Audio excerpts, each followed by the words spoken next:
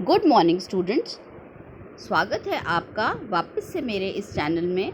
आज मैं आपको ऑर्गन्स ऑफ गवर्नमेंट के अंदर आपको बताया था मैंने कि संघीय कार्यपालिका, न्यायपालिका और व्यवस्थापिका 3 प्रमुख अंग होते हैं सरकार के। तो उस दिन मैंने आपको वीडियो में बताया पहले कि सरकार के 3 प्रमुख अंग होते हैं। फिर आपको डिटेल में मैंने लेजिस्लेचर के बारे में, व्यवस्थापिका के बारे में बताया। आज मैं आपको कार्यपालिका के बारे में बताऊंगी। तो हमारे संविधान के अंदर 3 ब्रांचेस ऑफ गवर्नमेंट हैं। लेजिस्लेचर, जिसको हम व्यवस्थापिका बोलते हैं, एग्जीक्यूटिव, जिसको हम कार्यपालिका बोलते हैं, और जुडिशरी, जिसको हम न्यायपालिका बोलते हैं। उस दिन में मैंने आपको समझाया था कि लेजिस्लेचर का मतलब होता है पार्लियामेंट, संसद, और संसद जो है उसका पार्ट होते हैं प्रेसिडेंट, लोकसभा और राज्यसभा। आज मैं आपको कार्यपालिका कराऊंगी। कार्यपालिका के अंदर भी पार्ट होते हैं president, prime minister, president, vice president, prime minister और प्राइम मिनिस्टर की काउंसिल ऑफ मिनिस्टर्स। जुडिशरी के अंदर या न्यायपालिका के अंदर सुप्रीम कोर्ट्स आते हैं शीर्ष स्थान पर, फिर उसके बाद हाई कोर्ट्स आते हैं और फिर उसके बाद डिस्ट्रिक्ट कोर्ट्स और लोअर कोर्ट्स। तो भारत के संविधान में कार्यपालिका का क्या महत्व है, क्या रोल है, क्या क्या कार्य किए जाते हैं, यह सब आज मैं आप लोगों को समझाऊंगी।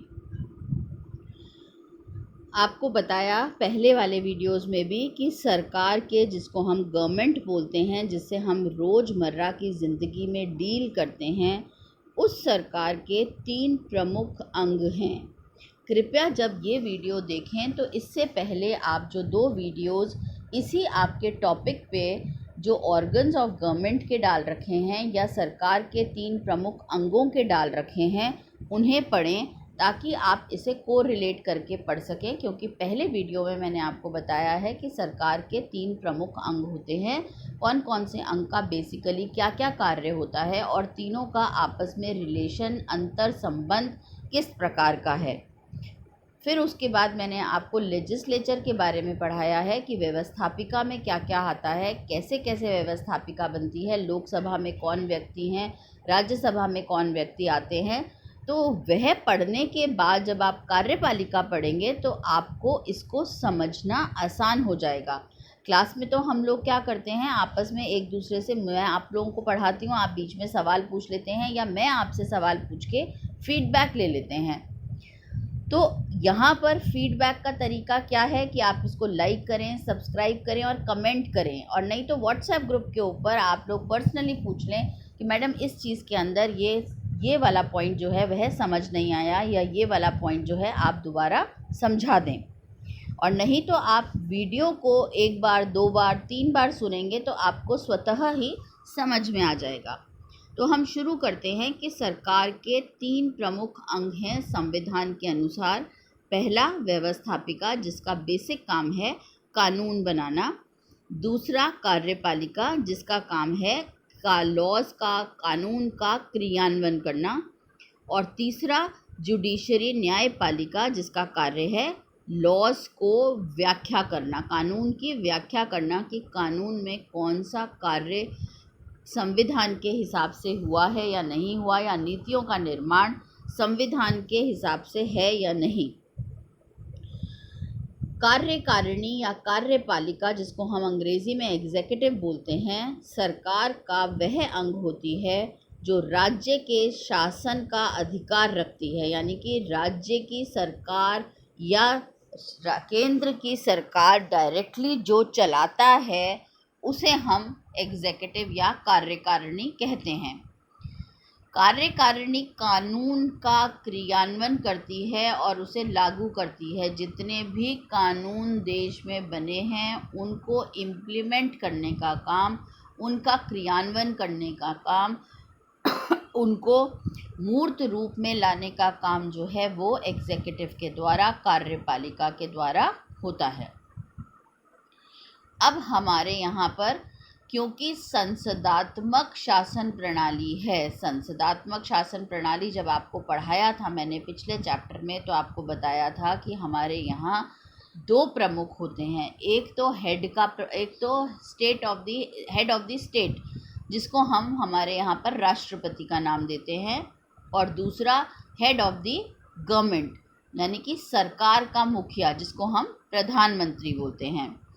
तो यहाँ पर संसदात्मक शासन प्रणाली में या अध्यक्षीय प्रणाली में कार्यकारिणी का प्रमुख दोनों राज्य का प्रमुख और सरकार का प्रमुख होता है। लेकिन हमारे यहाँ संसदात्मक शासन प्रणाली है, तो यहाँ पर सरकार का प्रमुख अलग होता है और देश का प्रमुख अलग होता है। तो एक कैबिनेट मंत्री जो विधायिका को उत्तरदायित्व होता है वह सरकार का प्रमुख होता है, जिसे हम प्रधानमंत्री का नाम देते हैं, जबकि राज्य का प्रमुख और आम तौर पर एक औपचारिक राजा अथवा राष्ट्रपति होता है। तो हमारे यहाँ पर संसदात्मक शासन प्रणाली है। जब आप कंपैरेटिव पब्लिक एडमिनिस्ट्रेशन करते हो तो आपको मैं बताती हूँ कि हमारे यहाँ पर संसदात्मक शासन प्रणाली है, लेकिन अगर इसे कंपेयर करें तो अध्यक्षात्मक प्रणाली कहाँ पर है? यूएसए में। अमेरिका में अध्यक्षीय प्रणाली है, जहाँ पर जो सरकार का प्रमुख है वही देश का भी प्रमुख है। सारी पावर्स, सारी की सारी कार्य शक्तियाँ उसी में निहित होती हैं। तो हमारे यहाँ पर एक राष्ट्रपति हैं जो औपचारिक तौर पे हमारे देश के प्रमुख हैं, लेकिन प्रधानमंत्री जो हैं वह शासन जो है वह प्रधानमंत्री के द्वारा चलता है।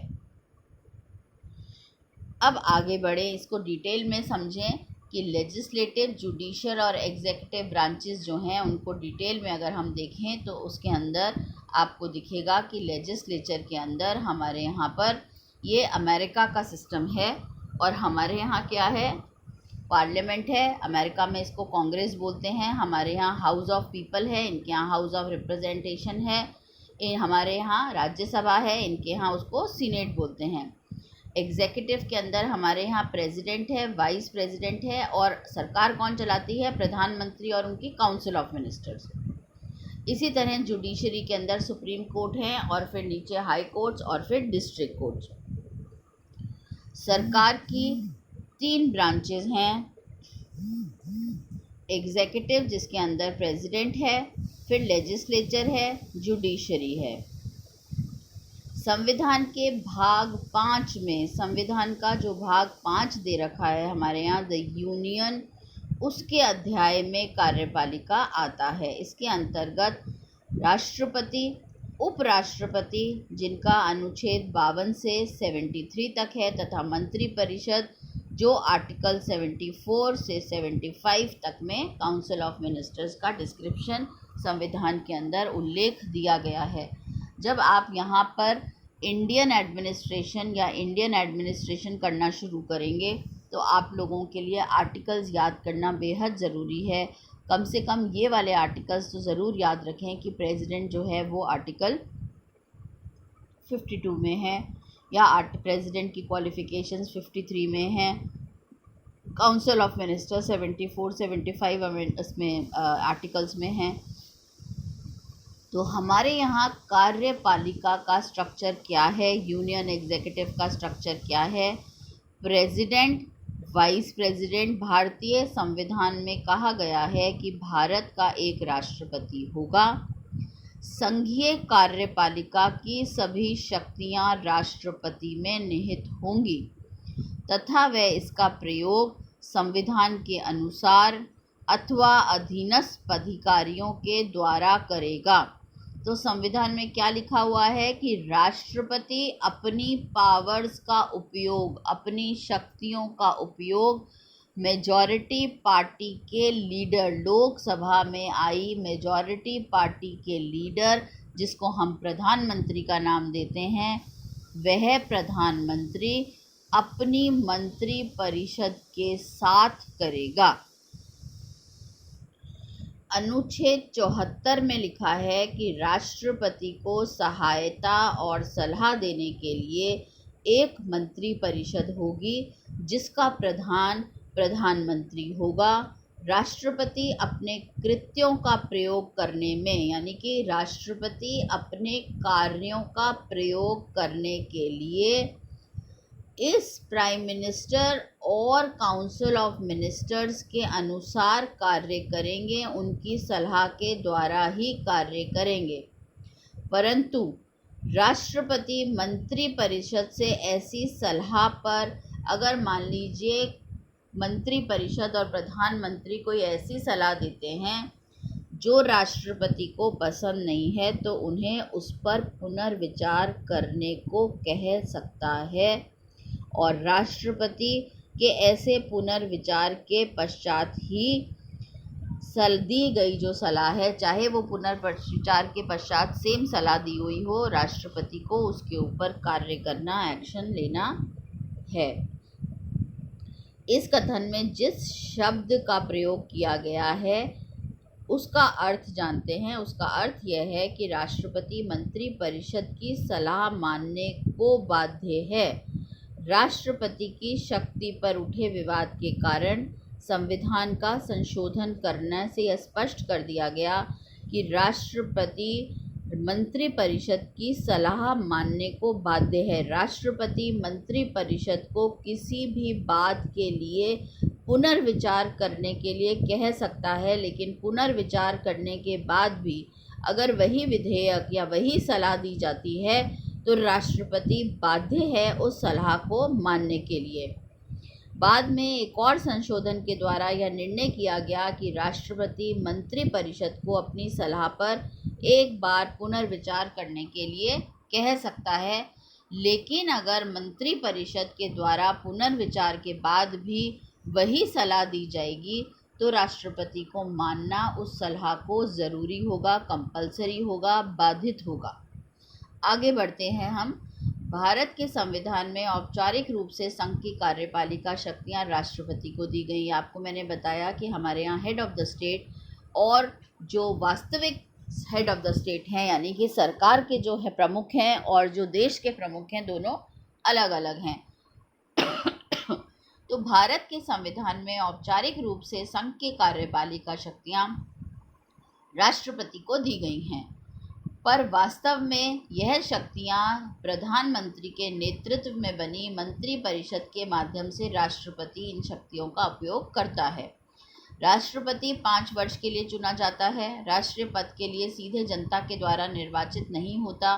जब आप राष्ट्रपति, आपको पहले भी पढ़ाया हुआ है, आप पुराने वीडियोस देखिए तो राष्ट्रपति का बताया हुआ है कि राष्ट्रपति भारत का नागरिक होना चाहिए, लाभ के पद पे नहीं होना चाहिए, 35 वर्ष की आयु होनी चाहिए, और राष्ट्रपति जो हैं उनका निर्वाचन इनडायरेक्ट इलेक्शन इलेक्टोरल कॉलेज के द्वारा होता है। इनका चयन सीधा नहीं होता। इसका अर्थ है राष्ट्रपति का निर्वाचन आम नागरिक नहीं करता, बल्कि नागरिकों के द्वारा निर्वाचित जो प्रतिनिधि हैं वह राष्ट्रपति का निर्वाचन जो है वह करते हैं।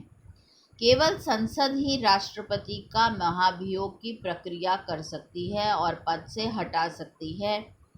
पिछले वीडियो में मैंने आपको बताया था कि प्रधानमंत्री पर महाभियोग चलाने का, इनफैक्ट पूरी कार्यपालिका पर, जिसके अंदर राष्ट्रपति, वाइस प्रेसिडेंट और न्यायाधीश, इन सब के ऊपर महाभियोग चलाने की प्रक्रिया दोनों हाउसेस में से, लोकसभा राज्यसभा में से कोई भी कर सकता है।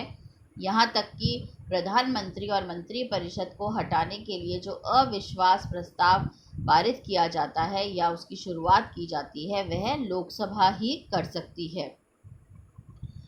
तो इस प्रक्रिया में संसद में विशेष बहुमत की ज़रूरत पड़ती है। महाभियोग केवल संविधान के उल्लंघन के आधार पर ही लगाया जा सकता है।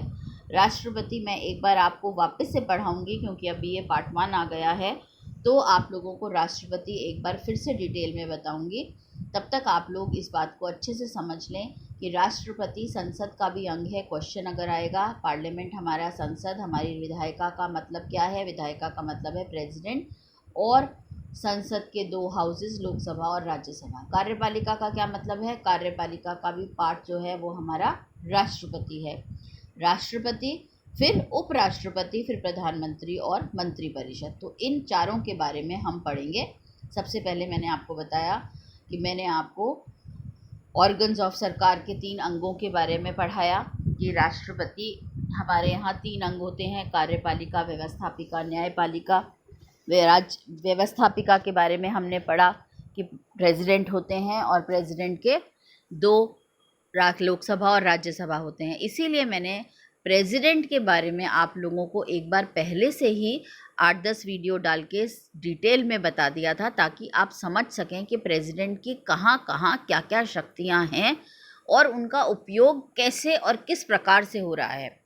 लेकिन अब फर्स्ट ईयर आ गया है तो वापस से प्रेसिडेंट मैं आप लोगों को पढ़ाऊँगी।